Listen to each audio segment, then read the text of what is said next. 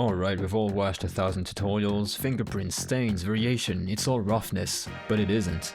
Today we're gonna break habits, we're gonna talk about one of the most under-discussed, dare I say unknown aspects of surfacing. Let me introduce to you material layering. Hey y'all, prepare yourself for the Rubberband Man. Okay, so first thing first, let's do a little run through of the standard process for surface imperfection. So you take your fingerprints map, your smudges, your stains, whatever, you just load it, put it through a little bit of a remap, and you just plug it inside your roughness slot, and there you go, you have roughness. So I have a reference of fingerprints onto a glass here, and I want you to try to find the issue that we're going to talk about in this video. There's no trap, just give it a quick thought. Before talking about the solution, let's look at a few other examples. Here we have the car paint example. Some car door surfacing this time, and we're gonna see what's wrong with it later.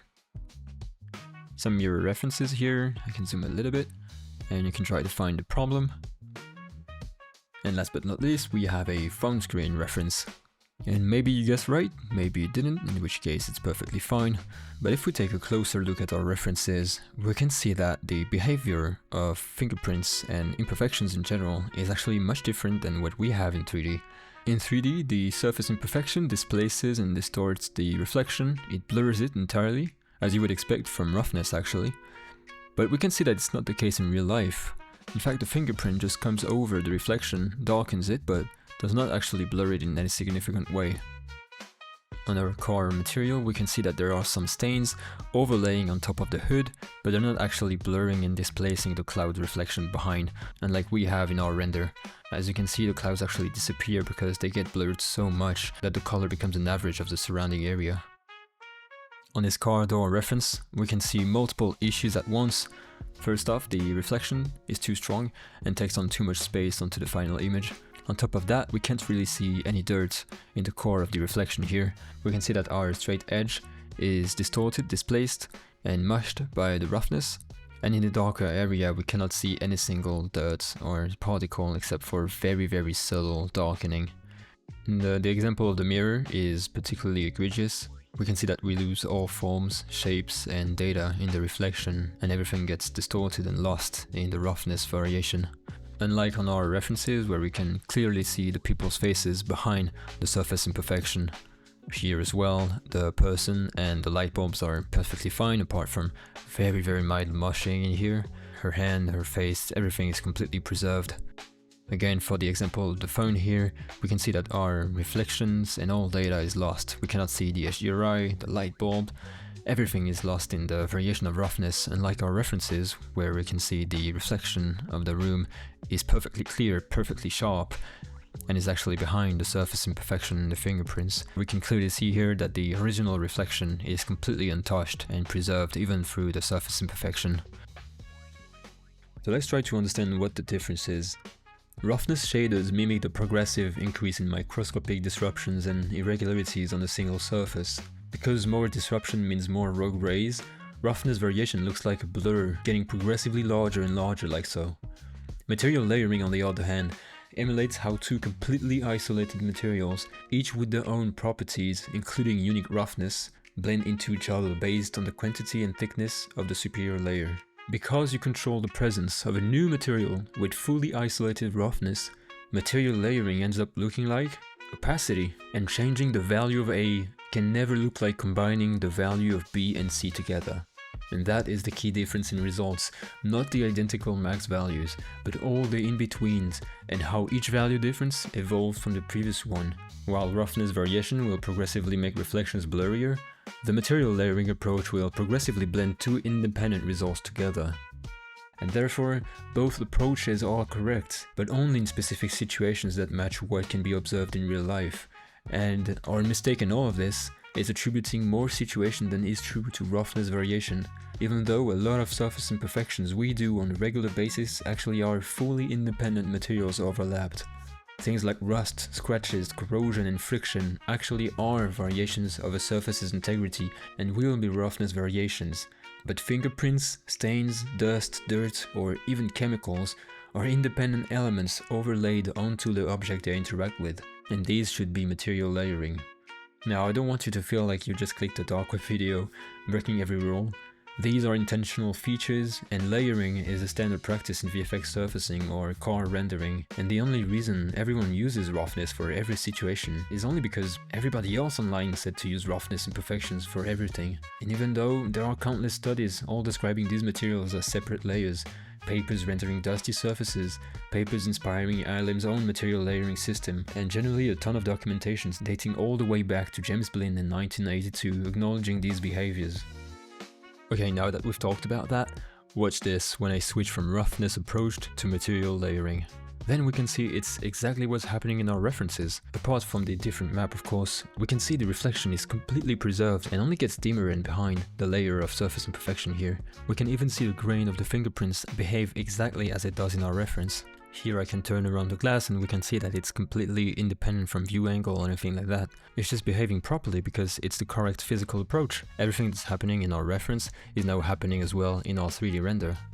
Alright, let's do it again on our car hood. Remember those mushy clouds getting lost behind the surface imperfections? Boom, there you go, they're gone.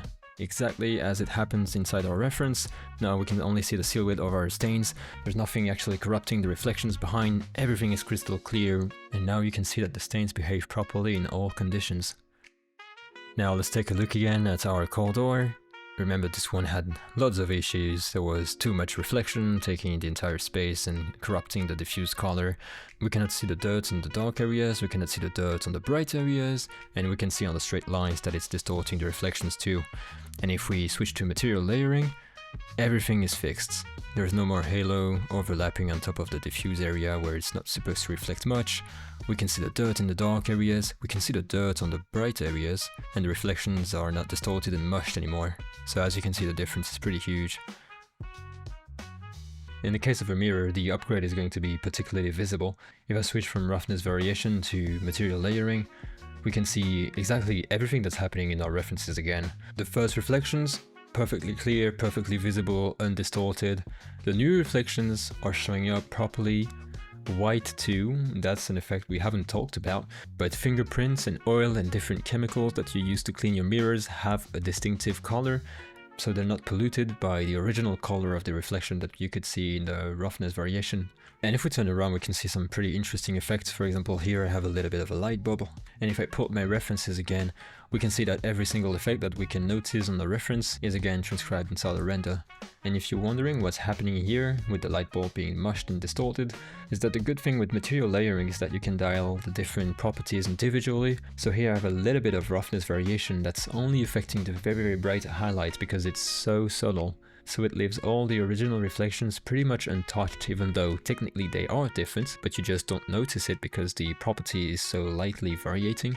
In the areas of high contrast, and in particular areas next to lights, now you can see the effects that I've given inside my shader. Another positive byproduct of this method is that now that our surface imperfections are considered as different layers sitting on top of our material, is that we can have double reflections, exactly how it's happening in real life. And the reason for that is that the surface imperfections are sitting onto the glass and not onto the silver layer. So the layer of surface imperfection is itself getting reflected at the back of the mirror to come back to our eyes. If you check our reference and your own mirrors, actually, you're always going to have these double reflections everywhere. It's just a very subtle effect that's very interesting to have realism. Okay, last but not least, the smartphone example, and by this time I think you get the gist of it and you know what's going to happen, but I think it's still interesting to see. And again, all the mushy and lost reflections from the first layer are completely restored once you switch to material layering. And in fact, you can check that this is true to life on your own smartphone. In fact, when I was recording this video, I decided to film my phone to show you the reflections, and it'll work the same on yours. And I can turn around in the scene and you can see that it behaves exactly as you'd expect. Getting all those sharp first layer of reflections with a secondary layer of roughness on top of it. And as you can see, once again, because of the material layering approach, each material is completely independent. And now you can see the diffuse of the first layer, and you can also see the diffuse of the second layer. So if I pull up my exposure right here, now you can see the same effect as you have on your phone, even though I boosted it a little bit here. And you can always see a little bit of surface imperfection, even when it's not roughness blurring the reflections. Alright, less talking, more action. Let's see how we can convert a standard shader using the roughness variation into a proper material layering approach. So I have a blank shader connected to a material layer setup with absolutely no layer for now, and we're going to create them. The first thing you're going to do is you're going to create the material that corresponds to the layer that you're going to add to your surface. So in my case it's going to be dirt. And I'm just going to apply it real quick to see what it looks like. Very lightly saturated color, something like that. That looks good. I'm going to give it some reflection and I'm going to make it extremely rough. Now I'm going to connect it to my first layer and I'm going to apply my material layer. So right now there is absolutely no distribution except for a solid color, so I can dial in the overall presence of the first layer. And I'm not going to touch it for now because it's not going to be used. What we're going to do is that we're simply going to take the map we used to use as a roughness variation, we're going to duplicate it, and we're going to add a new remap. And you can just connect it as your layer distribution. And voila, you have your material layering set up. Okay, let's do the same for our mirror, and we're going to convert this into a proper material layer setup. I'm just going to pull up my material here, and it's just a multi-material assigner to have both the frame and the silver in the same object. I'm going to duplicate it, and I'm just going to apply it straight away. The first thing I'm going to do is duplicate my glass and disconnect the roughness variation. Now if I apply it, I can see I have a perfectly clean mirror with absolutely no variation whatsoever. I'm going to grab the map I used to use as a roughness variation, and it's just a fingerprint texture.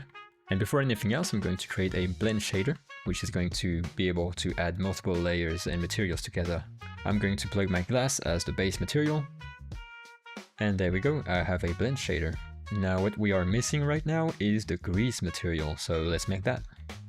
I'm going to apply it instead of my glass just to see it real quick. So let's make some really quick grease. It's going to be reflective. I'm going to make the diffuse color a little bit brighter. And I'm going to make it refractive, but not completely refractive because I want to see a little bit of white color inside of it. I'm going to reduce the refraction clarity just a little bit. And now we have what we'll call a grease material. I'm going to plug my mirror layer back. And I'm going to plug my grease inside the first layer of my material layer setup. Now we have an in-between of the two, and that's not really what we want.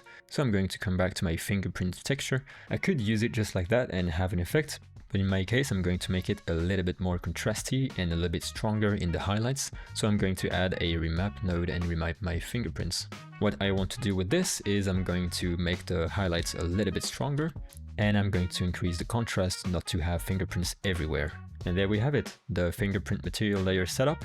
With every effect that we saw on the reference, we can see that we have some of the fingerprints visible on top of the first reflections. We can see a little bit of their diffuse color, and some of the stronger fingerprints on the highlights are distorting the reflections, and the reason for that is that when you have a 100% present material layer, you will naturally see the full effect of that second layer as if the first base material does not exist anymore. So in my fingerprints, as you can see a little bit of white in here, I have some areas where the finger grease is at full presence and completely takes over the mirror reflection. And now we've successfully converted our roughness variation mirror into a material layering mirror. Okay, so last but not least, let's convert this smartphone screen. Just pulling up my material again. As you can see, it's just a little bit of a fingerprint texture getting remapped and fed inside the roughness slot. I already have my material layer set up, so nothing crazy, it's just a clean screen and a grease material. So what I'm going to do is take my fingerprint texture, put inside a remap, and plug it inside my layer 1 distribution.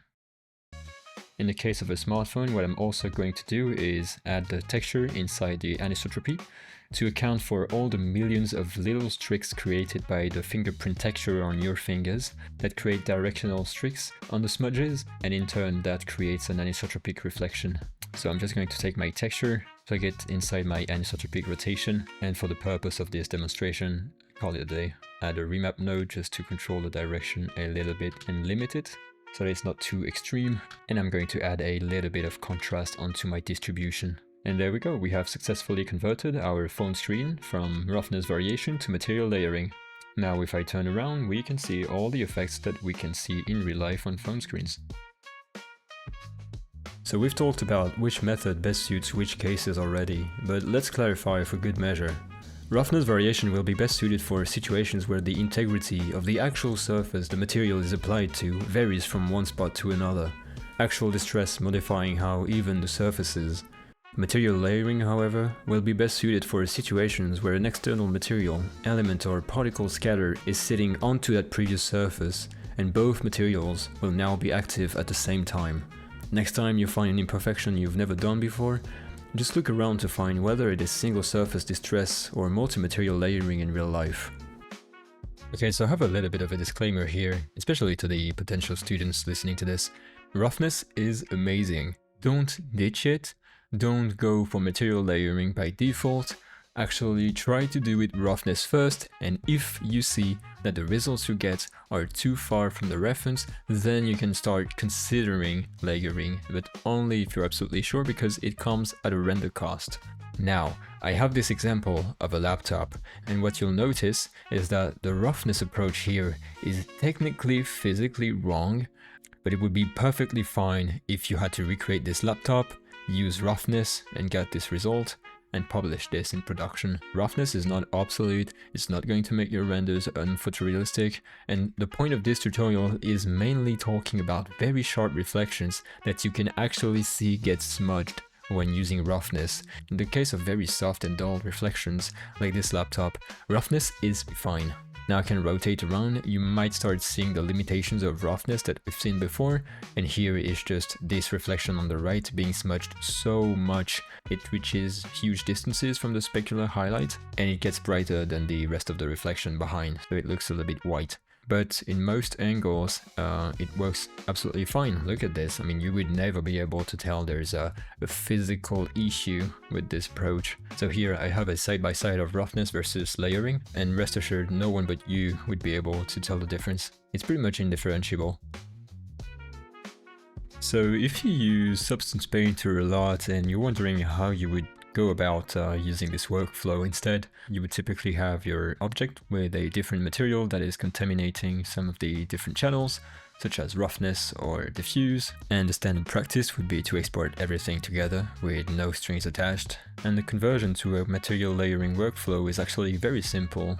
Instead of having the material baked in your original export and contributing to the diffuse color, the roughness, the height, and whichever other channel you want, you would disable everything, and what you would do instead is you would create a new channel, a new user channel. You could call it, for example, dirt, and what you would do is you would make your original layer contribute to this user channel instead of every other channel. Then you just go to export textures, and inside your template you just add a new gray output map, and you would plug user 0. Just call it dirt. And there you go, you have a material layering friendly approach, workflow, and export setup. What that gives you is an isolated export of the dirt masks that you can then use as a distribution map for your dirt layer. Let's take a look at the render cost of the material layering approach. I ran a few tests on the examples you saw in this video, and out of 13 different tests, material layering is faster in 7 of them. What I found is material layering can be slower in some cases that are so different in look and so much closer to the reference. You don't really have a choice but to do it that way. Roughness variation is clearly not the solution for smartphone reflections, so you kind of have to do material layering either way. In those cases, I saw both an 8% slowdown and a 42% speed up. In some other cases, like the laptop again, depending on the angle, the speed difference changes quite a lot. When we orient ourselves towards the light, similarly to the smartphone test, we can see that material layering ends up being quite faster. However, in angles that don't reflect much light, material layering can tend to be a little bit slower, but it's not that much. In one situation I had, they both were identical. And one thing that's pretty interesting is that my table renders were actually a lot faster using material layering, noticing an insignificant slowdown on one angle, but one of them in a mix of both light and darkness was 26% faster, and a pretty huge 80% faster render in the angle oriented towards the light. But one thing you have to understand about material layering is that it is a lot slower when refraction is in the equation. But considering the same lights and contents being reflected and refracted, I assume that these slowdowns in refraction situations would be quite dependent on the render engine you use, and I suspect Vray's approach to material layering is mostly responsible for these two huge slowdowns, because another situation using refraction was actually 60% faster, and another one as well on the mirror was 6% faster. And so these variations in speedups and slowdowns show us two things. First off, that material layering is highly fluctuating, so you must run the test on your own on one frame to decide your approach beforehand. And the second thing is that in some cases the visual difference is so huge that the render cost might be a little bit slower, but hugely worth it when it comes to visuals. Obviously these are only 13 tests. Depending on my render engine and my situations, you will definitely run into different numbers, so I highly suggest running your own tests on your own projects to see for yourself. And this is it. We've seen what is material layering, how is it done, why does it exist, and even how to convert your current setups to material layering.